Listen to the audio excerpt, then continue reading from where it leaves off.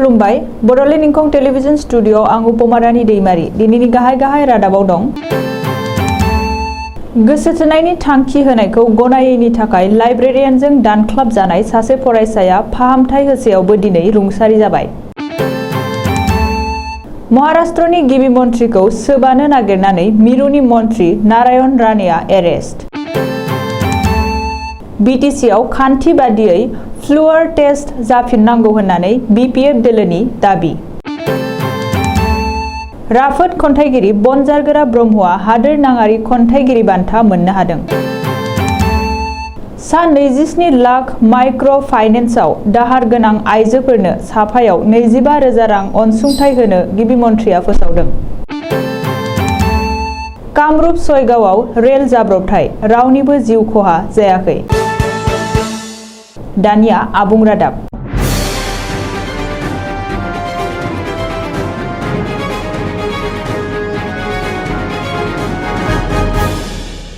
धेमाजि जिल्लायाव थांनाय सुनिबार 21 आगस्ट खालारखालि मोनसे खास्रि बिस्रि जाथाय जानानै थाङो।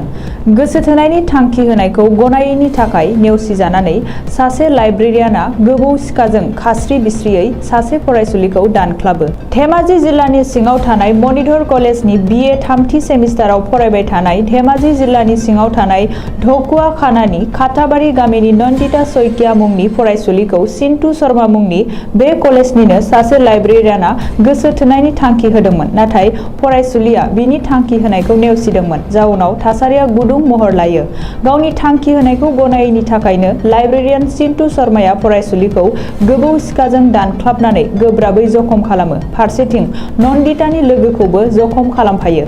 बेबादि खास्रि बिस्रि जाथाया जाखांनायनि उनाव नन्दिता सइकियाखौ डिब्रुगड़नि गंसे प्राइभेट देहा फाहामसालियाव थिसननानै फाहामथाय होगासिनो दङमोन। नाथाय दुखुनांथाव बाथ्रा दि सासे दाय गैजायै फरायसुलि नन्दिता सइकियाया दिनै अबथिरा रुंसारि जाबाय। ओजोंहाय दुथां लाइब्रेरियान सिन्टु शर्माखौ आसाम पुलिसा हमबाय होनना सुलुंनिफ्राय मिथिनो मोननाय जादों। नाथाय बे खास्रि बिस्रि बुथारनाय जाथायनि सायाव आयेन बादियै दायनिगिरिखौ मा साजा होनाय जागोन बेनि जेबो खौरां मोननाय जाथ'वाखै। महाराष्ट्र पुणेनि MP आरो आथिखालाव नरेन्द्र मदिनि मन्थ्रि सभायाव जायगा मोननाय micro', small and medium enterprise Narayan राणेआ रायगड़आव जालांनाय जन आशीर्बाद मेलाव बाहागो लानानै गावनि बिबुंथियाव महाराष्ट्रनि गिबि मन्थ्रि उद्धव ठाकरेखौ सोबानो एबा आथिखालाव गावनि खाथियाव मोनबा सोबागोन होननानै बिबुंथि होनानै महाराष्ट्र पुलिसजों एरेस्ट खालामजादों। बे बिबुंथिखौ मोननाय लोगो लोगोनो महाराष्ट्रनि बारा दुंहाव जानो हमदों आरो शिवसेना दोलोनि मावथिफोरा बिजेपिनि मावख'खौ थेर-बेथेर खालामहोयो। बेनि अनगायैबो पुनेयाव मन्थ्रि नारायण राणेनि न'खौबो बेंखनहैनानै शिवसेना मावथिफोरा दुम-दाखाल खालामहोयो आरो मन्थ्रि नारायण राणेनि मुर्ति बानायनानै सेन्देल फैथा गानहोनानै गोख्रों प्रटेस्ट खालामदों। मन्थ्रि नारायण राणेनि बेरेखायै शिवसेनाया रत्नगिरि थानायाव भारतीय आयेननि IPC 153/505 धारायाव FIR होदोंमोन। जाहोनाव नारायण राणेखौ महाराष्ट्र रत्नगिरि पुलिसा एरेस्ट खालामदों। बे केसखौ लानानै बम्बे गोजौ बिजिरसालियाव नारायण राणेआ आगु जामिननि थाखाय आर'जलाइ होदोंमोनब्लाबो नाथाय जामिन मोननाय जायाखै। ओजोंहाय महाराष्ट्रनि बारग' गिबि मन्थ्रि देवेन्द्र फाडणवीसआ बुंदों दि नारायण राणेआ बुंनाय रावखौ बिजेपि दोलोआ नेवसियो। नाथाय शिवसेनाया जेरैबादि बिजेपि दोलोनि मावख'खौ बुख्रेबदों आरो थेर-बेथेर खालामदों बेखौ आजावनानै लानो हाया होननानै खौरांगिरिनि सिगाङाव फोरमायदों। आथिखालाव बिटिसिखौ लानानै गोबां बिथिङाव गोबाङानो गुबुन गुबुन बानबुंथि होनाय आरो खौरां बिजोङाव बायदि रोखोमनि खौरां फोसावबाय थानाय समावनो बिपिएफ दोलोआ दाबि खालामदों दि थांनाय बिटिसि बिसायख'थियाव बिपिएफ दोलोआनो बयनिख्रुइबो बांसिन मासि आवग्रिनो हादोंमोन। सा 17 MCLAफोरा देरहासार जानो हादोंमोन। गुबुन फारसेथिं बिपिएफनि हेंथायै UPPL 13, बिजेपि 9 आरो जिएसपिआ 1 मासि आवग्रिनो हादोंमोन। खान्थि बादियै रायजो बेंगिरिया सिगां बिपिएफ दोलोखौ सोरखार दानो खावलायनांगौमोन। नाथाय रायजो बेंगिरिया खान्थिखौ सिफायनानै बिपिएफ दोलोखौ खनसेबो खावलायालासेनो थोंजोङै बिजेपि, UPPL आरो जिएसपिनि जथाय दोलोखौ बिटिसि सोरखार दानो थाखाय गनायथि होदोंमोन। जाहोनाव बे आयदाया गुवाहाटी गोजौ बिजिरसालियाव जायगा मोनहैदों। बेखायनो बबे हान्जाया दासिम बेसेबां गोहो दं बेखौ फोरमान खालामनो थाखाय बिपिएफ दोलोआ फ्लुअर टेस्ट खालामनांगौ होननानै दाबि खालामदों। हादोर नाङारि थुनलाइ गौथुम आरो गुजरात साहित्य अकादेमिनि जथायै बानजायनायाव बर'नि राफोद खन्थाइगिरि बनजारगोरा ब्रह्मआ हादोर नाङारि खन्थाइगिरि बान्था आवथायनो हादों। मख'नो गोनांदि आसामनि गासै सा 16 खन्थाइगिरिया बे बान्थाखौ आवथायनो हादों।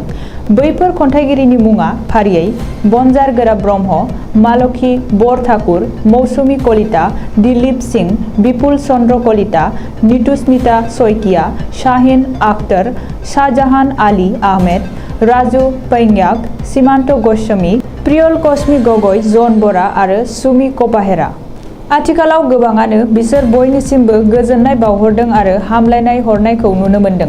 मख'जाथावदि खन्थाइगिरि बनजारगोरा ब्रह्मआ बेनि सिगांबो गोबां हादोर नाङारि खन्थाइगिरि बान्थाजों मान बावजांखाबाय। जाखांफुनाय लाइमोन खन्थाइगिरि बनजारगोरा ब्रह्मआ आथिखालाव गावनि राफोद खन्थाइ सोरजिनो हानानै ससियेल मिडियायावबो बयनिबो अनसायनाय मोननो हादों। आसामनि गिबि मन्थ्रि डक्टर हिमन्त बिश्व शर्माया मंगलबार खालि खौरांगिरि मेल खुंनानै फोसावदों दि आथिखालाव आसामाव गासै सा 27 लाख राइजोफोरा माइक्र' फाइनेन्स कम्पानिफोराव रां दाहार लानानै गावबा गावनि थांनानै थानायनि राहा खालामदों। बेखायनो बैसोर निखावरि आइजोफोरखौ अनसुंथाइ होनो थाखाय डक्टर हिमन्त बिश्व शर्माजों दैदेनजानाय आथिखालनि बिजेपि सोरखारा साफायाव 25,000 रां अनसुंथाइ होनो थाखाय थांखि लादों। गमामायैनो बे मावथांखिया जाफुंजोबोब्ला रायजोनि 27 लाख आइजोफोरा जोबोर उपकार जागोन। कामरुप जिल्लानि खोला बाहागो सयगाव रेल स्टेशननि खाथि धाबनगाव गामियाव गंसे एक्सप्रेस गारिया हरखाबै जाब्रबथाय जादों। रेल बिफाननि सुलुङाव फोरमायनाय बादिब्ला बे जाब्रबथायाव सासेबो पेसेन्जारनि जिउ खहा जायाखै। गुवाहाटी हावड़ा एक्सप्रेस गारिया जेब्ला कामाख्या रेल स्टेशननिफ्राय हावड़ा फारसे थांबाय थादोंमोन अब्लानो सयगावनि धाबनगावआव गंबा रेल डाब्बाया डिरेल जादों। अदेबानि रेल बिफाननि रिकभारि भेननि हेफाजाबाव डिरेल जानाय गंबा डाब्बाखौ बोखांफिननो गोख्रै राहा लानाय जादों होननानै सुलुङाव मिथिहोदों। दानिया बोथोरनि खौरां। गाबोन बृहस्पतिबार खालिनि बड'लेण्डनि बोथोर। भारतनि बोथोर बिगियानख'नि सुलुं बादियै गाबोन बृहस्पतिबार 25 आगस्ट खालि बड'लेण्ड हालामनि अख्राङाव दोमैलुनायजों लोगोसे अखा हानाय आरो सान्दुंबो दुंनायनि जाथावना दं। बड'लेण्डनि आवथायाव थानाय मोनब्रै जिल्लानि बोथोरनि गाबोननि सुलुंफोरा जाबाय फारियै क'क्राझार जिल्ला। गाबोन क'क्राझार जिल्लायाव बोथोरा 28 डिग्री सेल्सियास जागोन। चिरां जिल्ला। गाबोन चिरां जिल्लायाव बोथोरा 28 डिग्री सेल्सियास जागोन। बाक्सा जिल्ला। गाबोन बाक्सा जिल्लायाव बोथोरा 29 डिग्री सेल्सियास जागोन। उदालगुरि जिल्ला। गाबोन उदालगुरि जिल्लायाव बोथोरा 29 डिग्री सेल्सियास जागोन। दिनैनि रादाबा एसेनोसै। गोजोन्थों।